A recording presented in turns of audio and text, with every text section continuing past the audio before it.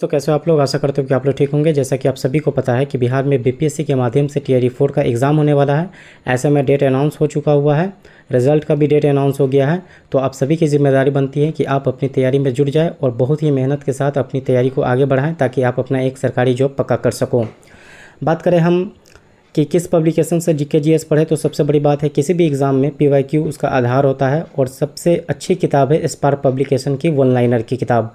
इसमें बीपीएससी और बीएसएससी द्वारा पूछे गए 18,000 प्रश्न शामिल है। अगर आप यह प्रश्न कर जाते हैं तो आपके एग्ज़ाम के लिए बहुत ही उपयोगी साबित होगी। जैसे कि आप यहाँ पे देख सकते हैं 18,000 टोटल प्रश्न है और इस किताब का नाम है सार संग्रह पब्लिकेशन स्पार्क पब्लिकेशन है। और इसमें जो क्वेश्चन शामिल किया गया है वो बीपीएससी और बीएसएससी द्वारा पूछा गया जो भी पीवाईक्यू है उन सभी प्रश्न को इस किताब में शामिल किया गया है। और आप सभी को एक आइडिया मिलेगा कि किस तरह से प्रश्न को बार बार क्वेश्चंस या आयोग रिपीट करता है। और आप एक नहीं, दो नहीं, तीन नहीं, बल्कि टोटल 250 सेट्स को कवर करेंगे। इसमें देख सकते हैं आप यहाँ पे टोटल 250 सेट्स है और 250 में टोटल 18,000 क्वेश्चन है, जो कि बहुत ही इनफ होता है किसी भी एग्ज़ाम के लिए। अगर आप इतना प्रैक्टिस कर जाते हैं तो आपका यकीन करें जीके जीएस पोर्शन बहुत ही स्ट्रॉन्ग हो जाएगा। और आप सभी के लिए मैं मैथ और रीजनिंग इस पोर्शन में आपका समय बचेगा ताकि आप अच्छा स्कोर कर सको एग्ज़ाम में। चलिए शुरू करते हैं। जो बीपीएससी द्वारा पूछा गया एक एग्ज़ाम है उनको हम इस वीडियो में कवर करेंगे ताकि आप अपना आगे आने वाला जो तैयारी है उसमें बूस्ट ला सके, कॉन्फिडेंस बढ़ा सके और अपनी तैयारी को आगे बढ़ा सके। इन सभी को हमने कवर कर लिया है, लेकिन एक प्रश्न मतलब एक सेट छूट गया है जिसको आज हम इस वीडियो में कवर करेंगे। आप यहाँ पे देख सकते हैं बीपीएससी जो इससे पहले 70वीं बीपीएससी का एग्ज़ाम हुआ था। आज कल जो एग्ज़ाम होगा 71वीं बीपीएससी का एग्ज़ाम होगा। उससे पहले एक 70वीं बीपीएससी का पीटी एग्ज़ाम जो है वो जो पिछले साल दिसंबर में हुआ था उसको इस वीडियो में हम लोग कवर करेंगे और देखेंगे किस तरह का प्रश्न पूछा गया है। तो आपको एक आइडिया मिलेगा और अच्छी तैयारी करने के लिए आपका कॉन्फिडेंस लेवल आगे बढ़ेगा। यहाँ पे देखेंगे पहला सवाल उठाएंगे हम कि लिमोनाइट किसका आयस्क है, तो वो है लोहे का। किसका आयस्क है, तो लोहे का। लावा के ठंडा होने और ठोस होने से किस प्रकार की चट्टान बनती है, तो वो इग्नियस चट्टान बनती है। संसद में कटौती प्रस्ताव का क्या उद्देश्य है, सरकार के बजट प्रस्तावों के खर्चे में कटौती का प्रस्ताव प्रस्तुत करना। अंग्रेजों ने राजधानी को दिल्ली कब स्थानांतरित किया था, 1912 में। लोकसभा में आंग्ल भारतीय समुदाय के प्रतिनिधित्व की क्या स्थिति है, तो 104वें संशोधन के बाद इस सीट को हटा दिया गया है। 104वें संशोधन के बाद इस सीट को क्या कर दिया गया, समाप्त कर दिया गया है। अब आगे देखेंगे आप कि मार्च 2024 में बदलाव के बाद वरिष्ठ नागरिक के वरिष्ठ नागरिकों के लिए डाक मतपत्र द्वारा मतदान करने की पात्रता आयु क्या है, तो 85 वर्ष कर दी गई है। बिहुला महोत्सव विशेष रूप से प्रत्येक वर्ष अगस्त महीने में बिहार के किस ज़िले में मनाया जाता है, वो भागलपुर में। बिहार से संबंधित प्रश्न है, यह बहुत ही इंपॉर्टेंट बन जाता है क्योंकि हो सकता है कि आने वाले एग्ज़ाम में आपसे पूछ लिया जाए। कौन सा उष्मा स्थानांतरण के लिए किसी माध्यम की आवश्यकता नहीं होती है, तो वो विकिरण के लिए। बात करते हैं हम हाइड्रोक्लोरिक अम्ल यानी HCl कहाँ बनता है, तो पेट में। रामकृष्ण मिशन की स्थापना किनके द्वारा की गई है, तो स्वामी विवेकानंद। कब, 1897 में। राष्ट्रीय डॉल्फिन अनुसंधान केंद्र बिहार के किस शहर में है, तो वो है पटना में। बीपीएससी पीटी द्वारा पूछा गया यह पीवाईक्यू है। आप देख सकते हैं किस तरह से क्वेश्चन पूछता है और आपकी तैयारी कर अपना कॉन्फिडेंस ज़रूर बढ़ाना है और आपको ज़रूर एक सरकारी नौकरी लेना है। संविधान का कौन सा अनुच्छेद किसी संसद लाभकारी पद पर रोक लगाती है, तो अनुच्छेद 201A है। अगला प्रश्न देखेंगे अनुच्छेद 243 जे के अंतर्गत पंचायतों के लेखा प्रबंधन के समिति नियम कौन बनाता है, तो राज्य विधानमंडल।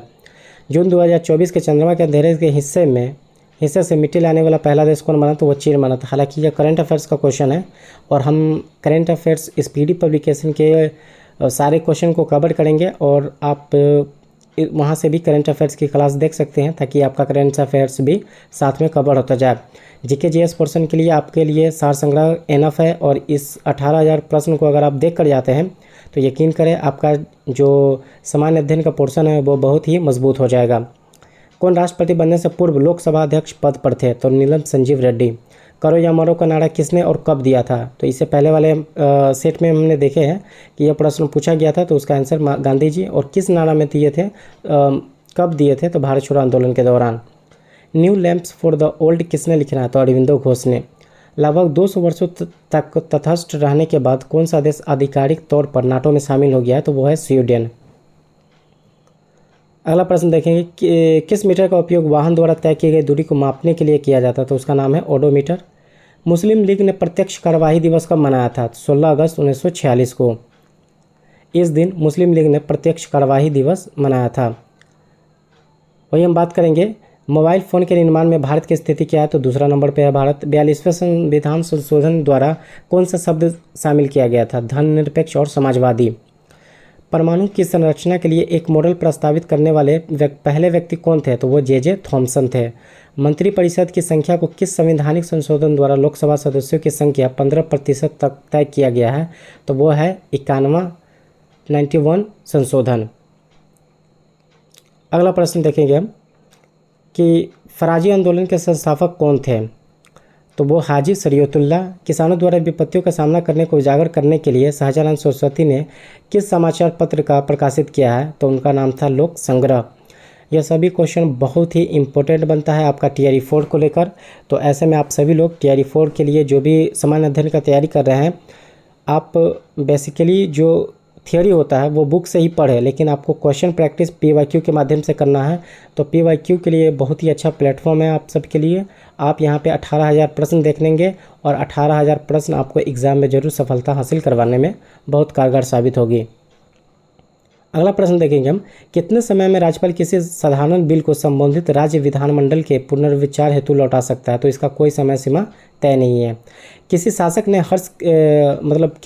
हर्ष के समय असम पर शासन किया था? तो वो भास्कर वर्मन ने।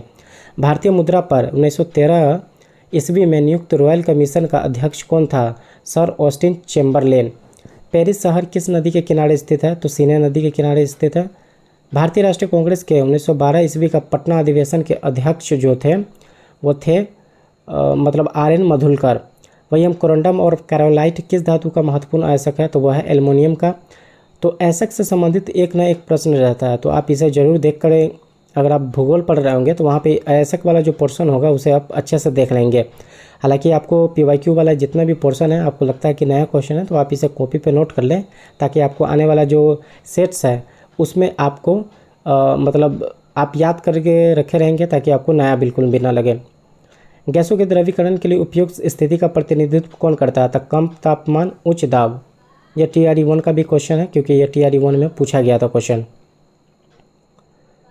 अगला सवाल देखेंगे हम, संविधान सभा द्वारा भारतीय राष्ट्रीय ध्वज को किस तिथि को अपनाया गया? तो 22 जुलाई 1947 को। किस शहर को भारत का साहित्य का पहला यूनेस्को शहर माना जाता है? तो कोझिकोड, केरल को। कौन प्रथम भारतीय पर्वतारोही होने का गौरव प्राप्त किया है जिसने एक सीजन में सफलतापूर्वक माउंट एवरेस्ट और माउंट लुत्सो पर 2 बार चढ़ाई की है? तो सत्यदेव गुप्ता ने। अक्टूबर 1943 में सुभाष चंद्र बोस द्वारा स्थापित स्वतंत्र भारत की अस्थायी सरकार को जापान सहित कितने देशों ने मान्यता प्राप्त की दिया था? तो वो था 9 देश टोटल। पीसीआरए का फुल फॉर्म क्या है? तो पेट्रोलियम संरक्षण अनुसंधान संघ। आगे देखेंगे हम, किस महान शासक ने प्राचीन बिहार में हर्यक वंश की स्थापना की है? तो बिंबिसार ने। हर्यक वंश से संबंधित ये बहुत ही बार बार प्रश्न पूछा जाता है। हाल ही में एग्जाम जो बीपीएससी एमडीओ का हुआ था उसमें भी ये प्रश्न आया था। तो आप देख सकते हैं, इसको याद करने का सबसे अच्छा तरीका है HSNM। H4 हो गया हर्यक वंश, S4 हो गया शिशुनाग वंश, N4 हो गया नंद वंश, M4 हो गया मौर्य वंश। आपसे पूछेगा हर्यक वंश के बाद किसका शासन चला? तो शिशुनाग के बाद नंद वंश के बाद मौर्य वंश। ज़्यादातर ये क्वेश्चन बहुत ही रिपीट होता है प्राचीन बिहार से संबंधित।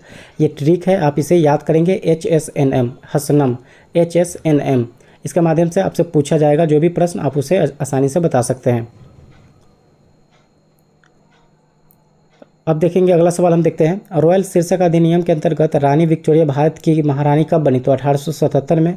फर्स्ट टाइल्स बनाने के लिए उपयोग किए जाने वाला मेलामाइन किसका उदाहरण है? तो वो थर्मोसेटिंग प्लास्टिक का।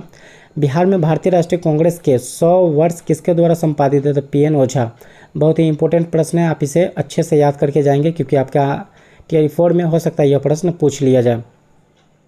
कहाँ से कहाँ तक एंडीज पर्वत फैला हुआ है? तो दक्षिण अमेरिका के पश्चिमी तट तक।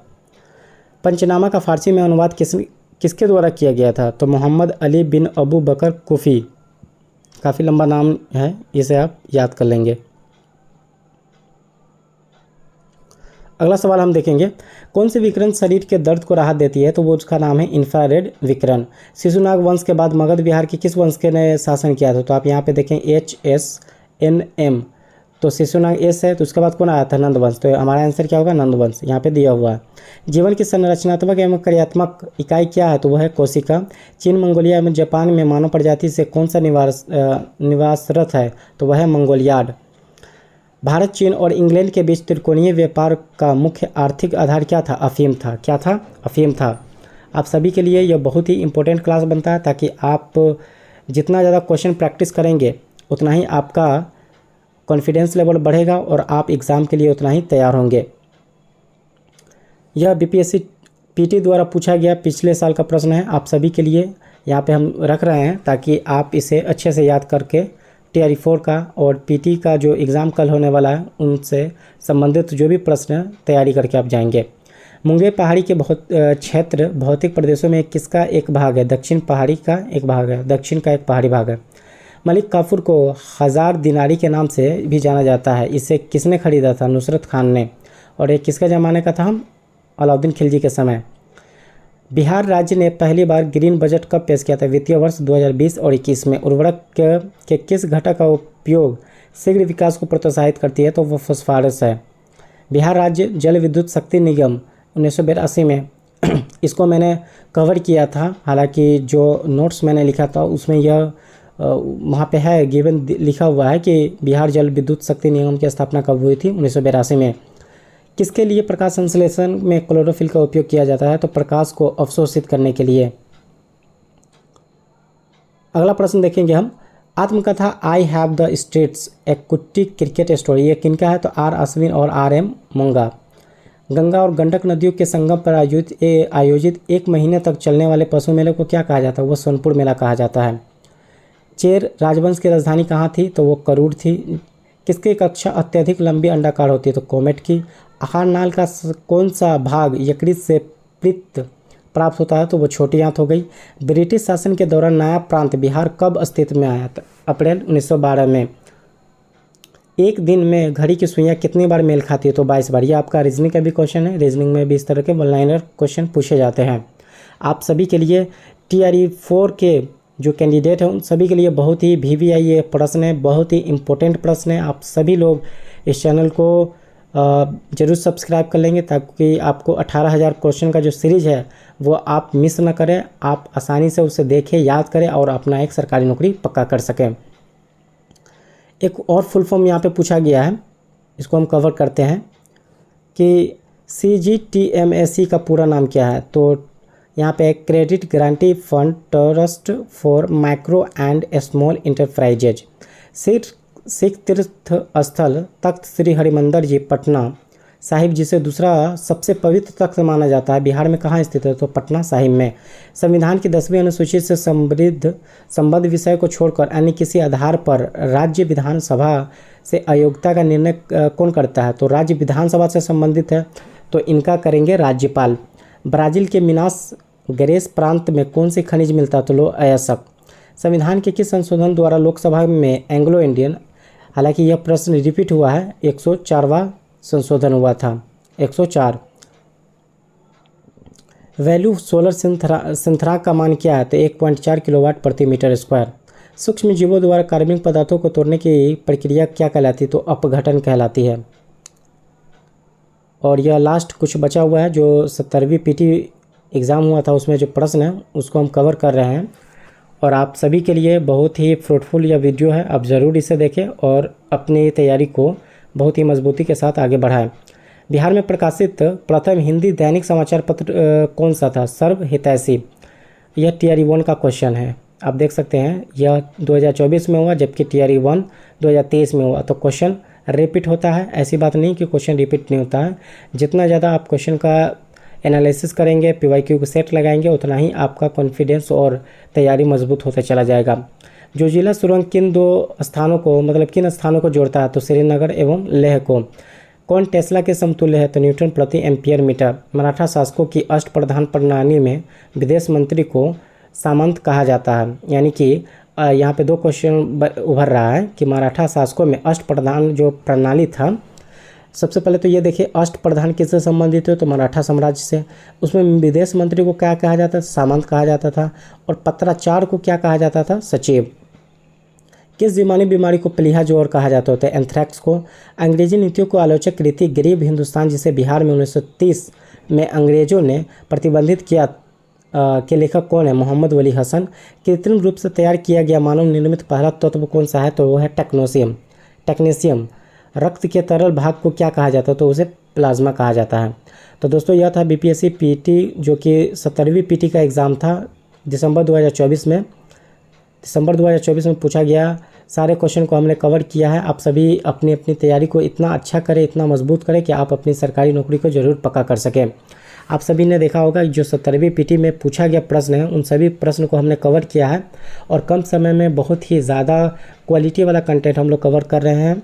ऐसा ही सिलसिला बनाए रखें ताकि आप अपना 18,000 जो क्वेश्चन है 18,000 क्वेश्चन का जो सीरीज़ है उसको हम कम्प्लीटली पूरा कर सकें, ताकि आपसे कोई भी प्रश्न छूटे नहीं। आप एक एक प्रश्न का उत्तर जान रहे हो और आपको अपने एग्ज़ाम में बहुत ही अलग लेवल का कॉन्फिडेंस मिले और आप ज़रूर एक सरकारी नौकरी पक्का कर सकते हैं। पढ़ाई करने के लिए आप कंटिन्यूसली के साथ जो भी आप पढ़ाई कर रहे हैं उसको रिपीट कीजिए, फिर रिकॉल कीजिए। प्रत्येक दिन मैथ रीजनिंग का प्रैक्टिस सेट लगाइए, क्लास कीजिए। जीके जीएस पोर्शन को जितना याद करेंगे, क्योंकि ये मेमोराइज़ करने की चीज़ है, इसमें समझने की उतनी चीज़ तो नहीं होती है, लेकिन ये सब मेमोराइज़ करने की चीज़ है। जितना आप याद करेंगे, जितना आप पढ़ेंगे, उतना ही आपके दिमाग में बैठेगा और उतना ही अच्छा आप स्कोर कर पाएंगे। चलिए मिलते हैं हम नेक्स्ट वीडियो में। और स्पीडी करंट अफेयर्स का क्लास भी करना आप लोग नहीं भूलेंगे, वो भी क्लास को कवर कीजिए।